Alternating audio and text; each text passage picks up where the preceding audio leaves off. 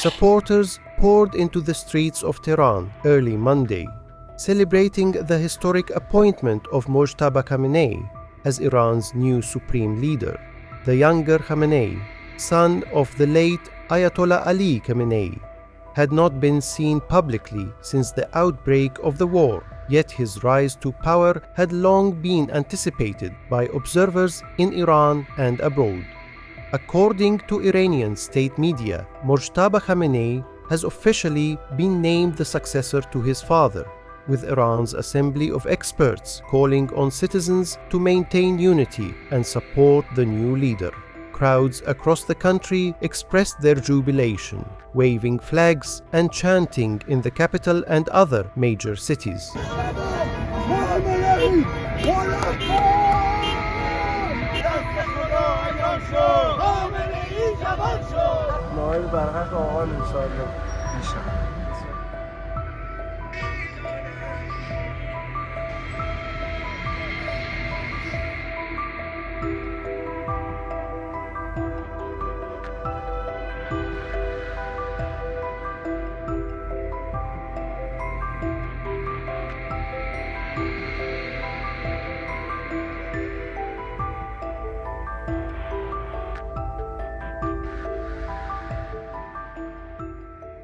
The Islamic Revolutionary Guard Corps and the General Staff of the Armed Forces have pledged their full support, signaling a consolidation of authority at the highest levels of Iran's government.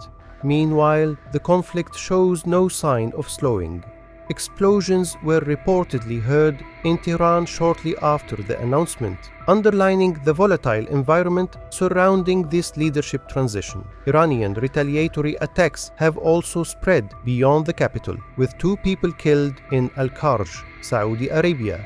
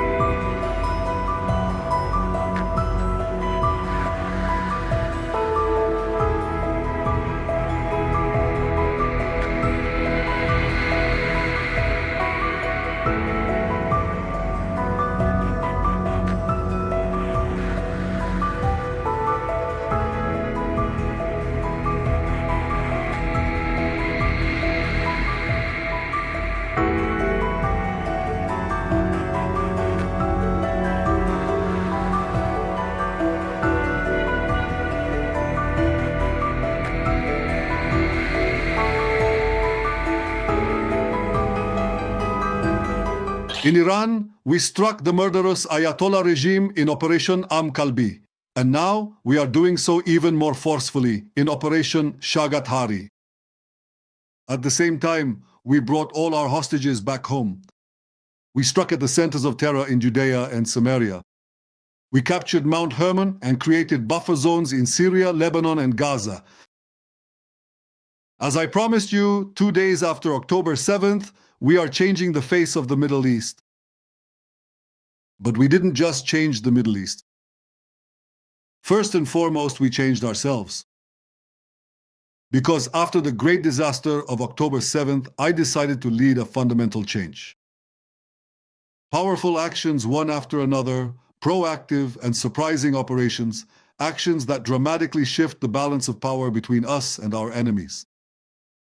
And with these methods, we turned Israel into a regional power that deters and defeats its enemies. All this requires initiative, courage, and taking risks. In the General Staff Reconnaissance Unit, where I served as a fighter and commander, there was a large poster hanging in the dining hall with 2 words, just 2 words. The daring wins.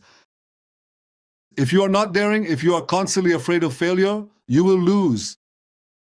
But if you do dare, if you take calculated risks and throw the enemy off balance, you break their spirit.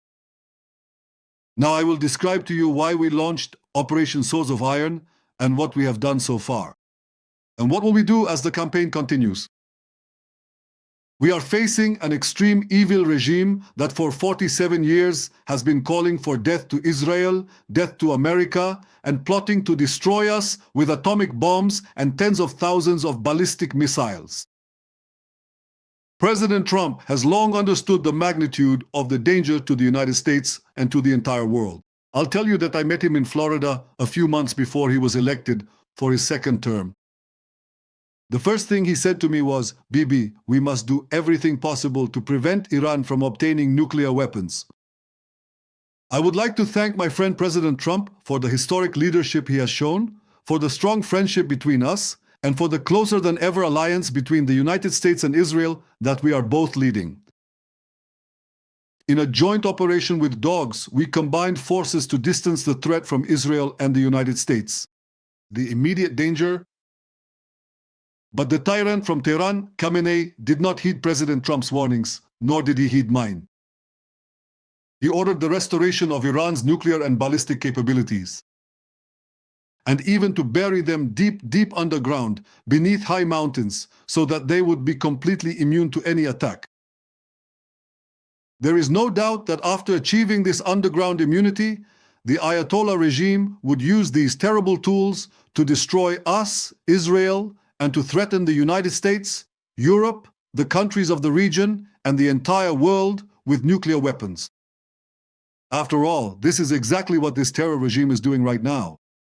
When it doesn't have weapons of mass destruction, just imagine what it would do if it had nuclear weapons in its hands. And with this foresight, the United States and Israel set out together to take action to thwart these terrible threats.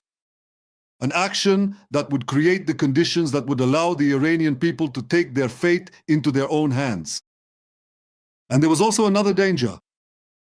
There was a danger that Iran would beat us to it, that Iran would be the first to attack American targets in the region, as well as Israel. For all these reasons, we acted at the appointed time, and as for what we have done so far, in the first week of the war, we eliminated the tyrant Khamenei, thwarted dozens of senior officials in the Revolutionary Guards and hundreds of terrorist operatives, destroyed government facilities, nuclear infrastructure, command centers and military bases, and weapons factories, missile and UAV warehouses, and hundreds of ballistic missile launchers, all of which reduced the threat to the State of Israel.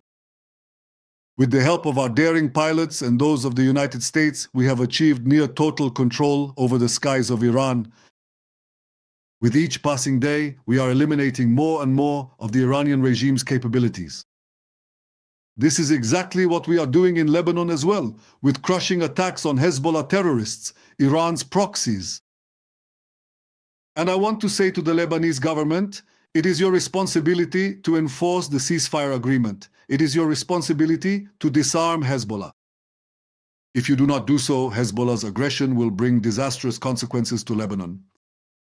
And it is time that you too take your fate into your own hands.